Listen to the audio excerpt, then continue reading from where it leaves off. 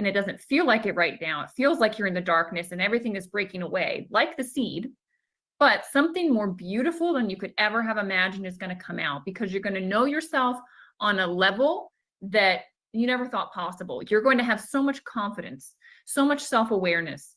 You're going to understand why you actually came here on this journey of life and what you're meant to do. Like, that's what comes out. That's why I have this yin yang. It's kind of blurred right now, and it's got the tree of life in it, because it reminds me that in the darkness is when the roots grow. Like, that's when you actually get secure and you create a foundation. And if we spoke to people in that way, that were going through traumatic things, and saying, like, just, you're going to come out of this and it's going to be an incredibly strong tree. You got this. Rather than, oh, I feel so sorry for you, and oh, that's terrible. Like, that's going to keep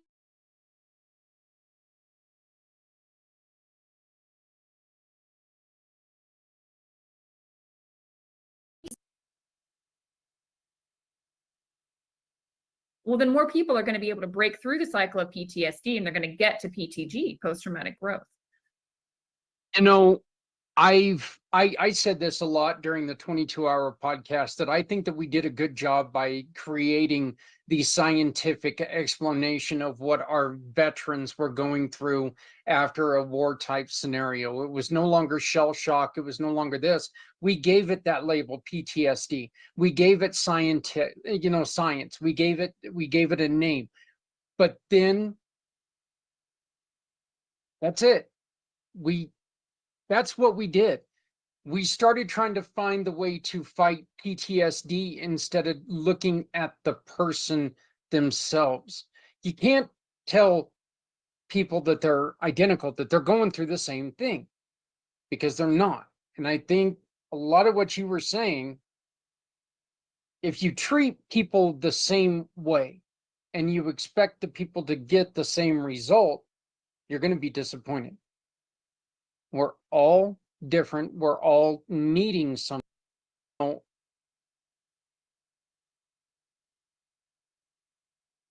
I think that just proves that, take and we lose those misconceptions, we can really do wonderful things together. Mm-hmm. So, oh, yeah. Yeah.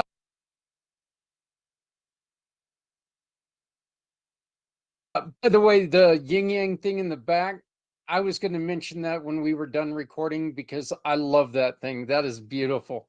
So, you know why it's there. I'm glad you brought it up. So, let me ask you one more question, then I'll let you go. Your training, there are benefits for business people as well. You mentioned earlier something about this, that you're training people how to how to do things. Like active listening would be one of those things that this can really help you learn how to actively listen, to relax in stressful situations, and really help yourself stay calm in those difficult situations, right? Yeah, absolutely. It's interesting, the people that have been through my program, most all of them to a T are actually entrepreneurs.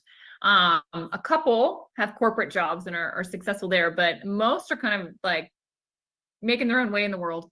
And that requires a lot. And it requires a lot of learning how to connect with people, listen to people, build trust with people, build relationships. We all need that, whether we're entrepreneurs in a corporate job, or, just you're a mom and needing to communicate with other moms. Like, we all need to learn how to do that. But so many of us are so caught up in our own drama in our own minds, that this loop of thoughts that never stops. And then people have no idea how to stop them. Like, I teach people how to stop their thoughts within seconds, how to be able to redirect and connect into that peaceful center, and then how to just receive people and listen and have trust build like that.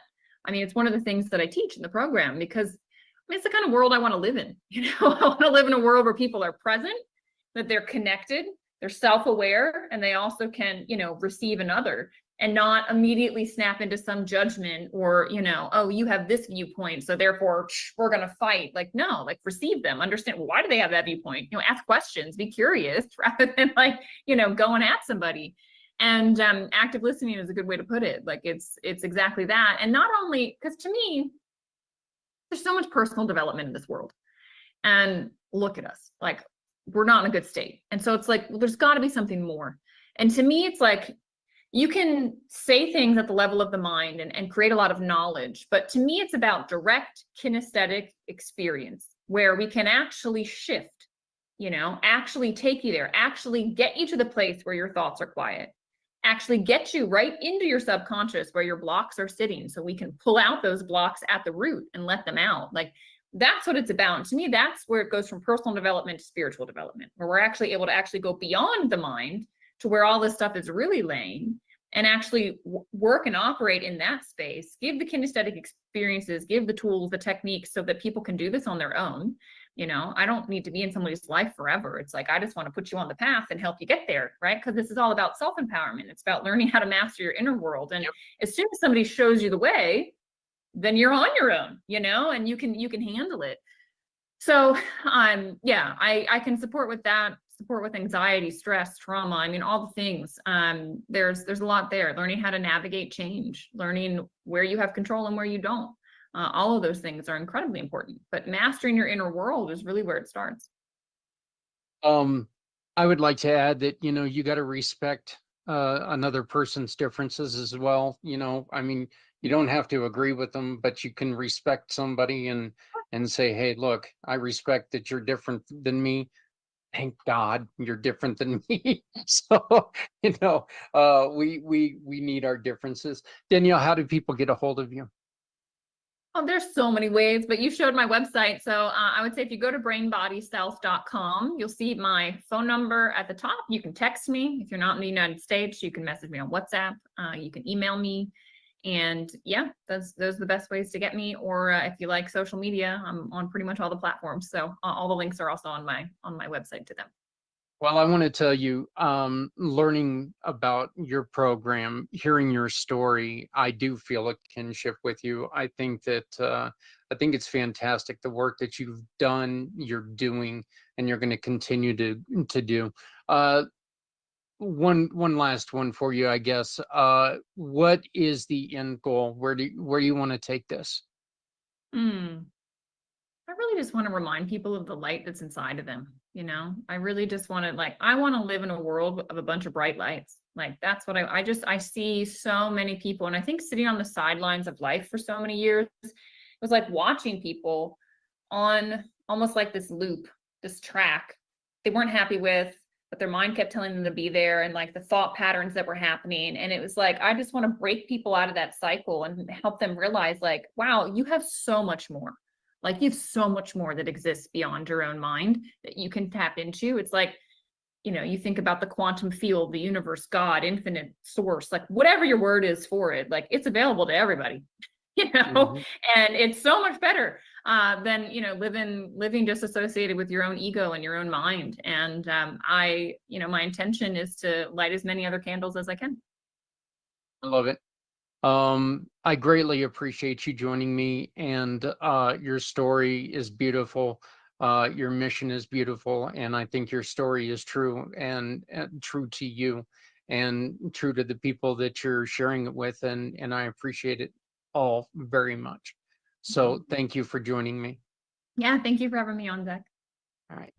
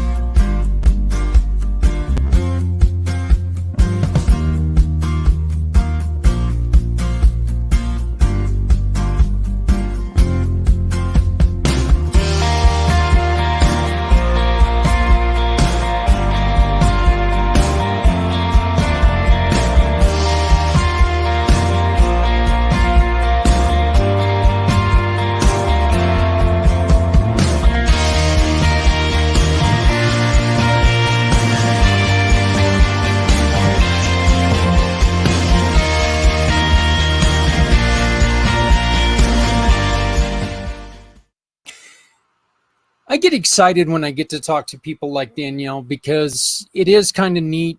Look, one of the first things that happened to me after my motorcycle accident was I was wondering how I knew life was going to be different. There was no doubt about it. All right. You could tell right away that, look, life is going to be different. You never knew how much. And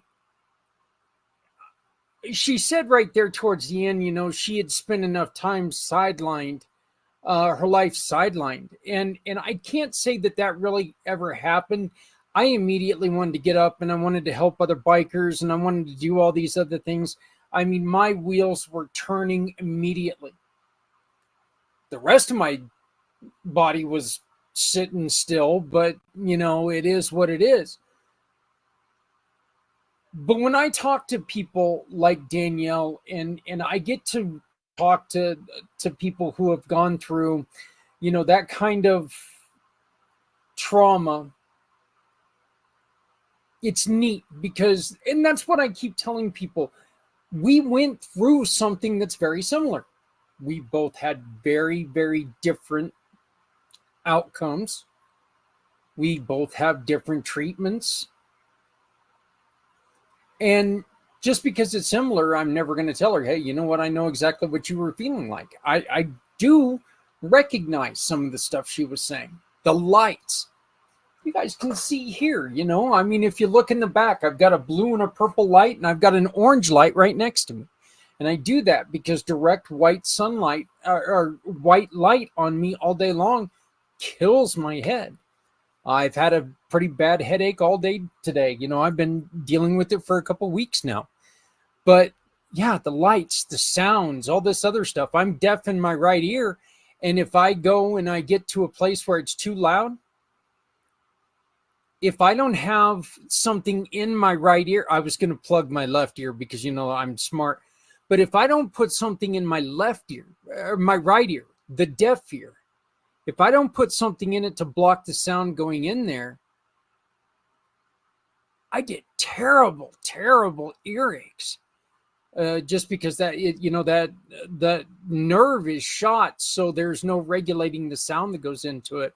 I get into a room where there's a bunch of people talking, and I would really rather be in a small cage made out of chalkboards with long-nailed cats, because I hear every conversation going on and I can't understand any of it. And it's such a weird feeling. So I really, really appreciate Danielle joining us and talking about her experiences and sharing with us that story. Next, and again, folks, I do want to warn you, this next story is extremely graphic. It is a very, very sad story, but it's a story that, again, someone has taken and turned her sad story into something very strong and very positive by turning it into a program to help women who have been molested and sexually abused. So Holly is also a brand new partner with us. She has got many irons in the fire. And again, this is an older, this was recorded September 11th of last year. So it's been a little while, but we're going to be recording, Holly and I are going to be recording an updated version here pretty soon. But this was recorded as a Footprints Forward. I'm being joined by Aaron and by Diamond on this, and two beautiful, beautiful women who I really appreciated them being able to sit through this show, because this was hard. This was hard for me. And it's just, it's a hard story, but this is a brand new partner. And remember, we are trying to raise money with Holly to help women who have been sexually abused. So, and we're not asking you to donate money. That's not what we want. We want you to simply shop with our partners. Just go to communitypayitforward.us, shop with our partners. When you shop with our partners, you take and turn the receipt into us. They give us the affiliate link, or they give us the affiliate award that we agreed on, and then we are going to donate 75% back to Holly. And she's going to help women who need her help. So we're going to be joining this interview in progress. So I don't know where. I'd imagine I'm going to be the one talking because, well, I never shut up. But this is our interview on September 11th with Holly, also starring the beautiful Diamond Drip and Aaron. Which is right here, or just call me at 970-909-0751. We try to help people raise money when money is needed. We also offer free clothing, free housewares, free furniture to people who need it in the northern Colorado area. We'd like to talk to you about how to work with us to work for your community. So just reach out to us. I told you I'd be the one talking. Joining us now is our guest, a friend of mine. We've gotten to know each other over the past couple months, thanks to a Colorado meeting. Miss Holly Miller. Holly, how are you doing? I'm doing amazing this morning. Thank you so much. Well, when you and I first started talking, I was a little confused on what was going on because you are doing the oils, the essential oils and everything, but you're doing it for a specific reason. And that reason is very, very powerful. Why don't you first tell us about your reason, please?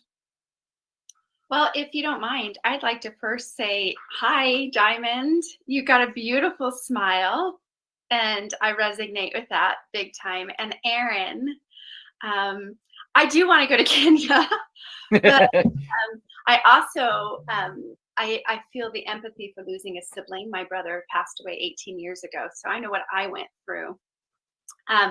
But why I'm doing what I'm doing is it's extraordinarily personal. I love my essential oils for sure.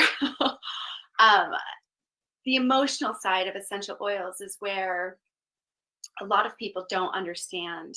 And it's been such an awesome journey of being able to understand the impact of what they can do for your body physically, as far as health concerns are a point. But when you dive deeper and you can understand that every single plant on this planet has a purpose, that's multitude of purposes, whether it's warding off and fighting bugs or bacteria, etc. And they also are multifaceted in that they can and do all have an emotional component to them. So it's understanding what they can do for you emotionally and how they can calm you down, how they can give you energy, how they can give you peace, help you sleep, maybe help you through emotional turmoil that you're going through, help you to forgive, which is huge, help to motivate you, things of that nature. So what is it about the oils that make them, in which, you know, there's always the senses that we have. There's something in the senses that can always be a calming effect. Obviously, there's also the senses that can do it the opposite. But what is it about the essential oils, in which, as you can well see, I've got I've got my scented candles going. I've got the wax burner going. Usually I have some incense going. The only thing I don't have are essential oils right now, but and then of course I got the dogs going, and that they're going is in the wrong direction, but so yeah. But what is it about the essential oils that people are really starting to gravitate to? Because I know essential oils have become so important to so many people. Yeah, it's almost a bandwagon effect, it seems, which I guess has its pros and cons. But I think what people are starting to really understand is that your sense of smell has an instant and immediate response to memory, and how your brain is going to internalize that. So if you've ever had an experience where you've walked in a room and all of a sudden grandma is on your mind, and you're like, oh my gosh, this smells like my grandma's house when I'd walk in on Thanksgiving morning, and it smelled like the best pumpkin pie on the planet. And you instantly have that memory that gives you that serotonin and endorphin rush, that dopamine feel, and it brings you such joy, and you have absolutely no idea. And that's because of that connection. And matter of fact, when you smell anything, whether it's an essential oil or an onion, it doesn't matter. Your brain, it goes through your olfactory, which is right here, which goes into your directly into your limbic system, which sends signals to your brain to tell your brain how to respond. It gives you a memory, and you may not even know it. And so it can be good and it can be not good. Most people love the smell of like oranges and things like that because it has a release of serotonin. But not everybody does, because everybody's trauma or trigger could have been they lived next to an orange field and their, childhood wasn't so great. So that can always be, an issue. But it's very interesting how it works, and I love it. I've been doing that for 10 years. It's been really fun. You had to, well, you didn't have to, obviously. Your story, which we, if you don't mind, we'll get into now. You were driven to try to help people because of a loss that you suffered because of an incident that happened when you were very young. Mm-hmm. Can you please tell us your story? Well, it goes back, nearly 4 decades ago, because I am that old. I'm still older. And I definitely look older, so that's all I'm going to say about that. But hey, it's good when you still get carded at this age. Yeah, yeah. Like, yay. But I was 14 years old, and I was with my girlfriend, Julie.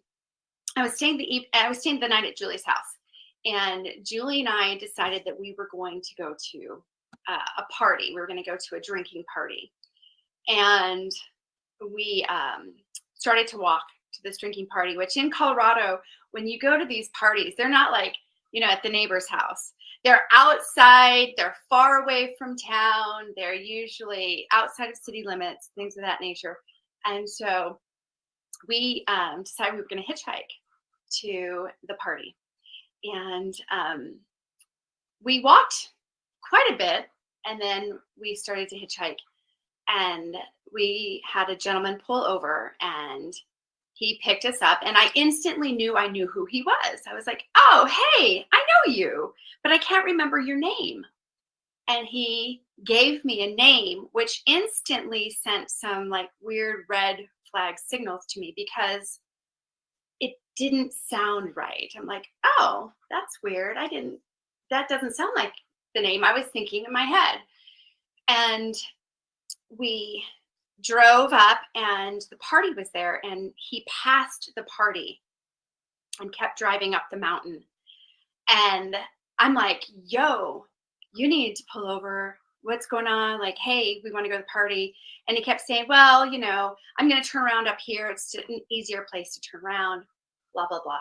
Well, he finally did pull over, and he offered both of us marijuana. And I absolutely was not having anything to do with that. I never was into drugs. And so I was like, no, I'm cool, dude. Just want to go to the party. I want to drink some beer.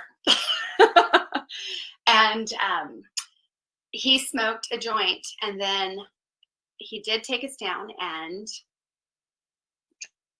dropped us off at the party, and he stayed at this party. And my friend and I, we're drinking beer and we're having fun. And we finally are like, we got to get back to the house before we get wasted. We need to leave. And so we just decided we were going to walk. We were just going to walk home. And no big deal. We'll just walk.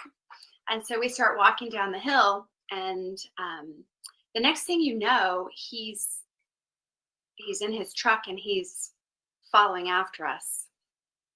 And for some reason, I told my friend, I said, Julie, run. And we started to run.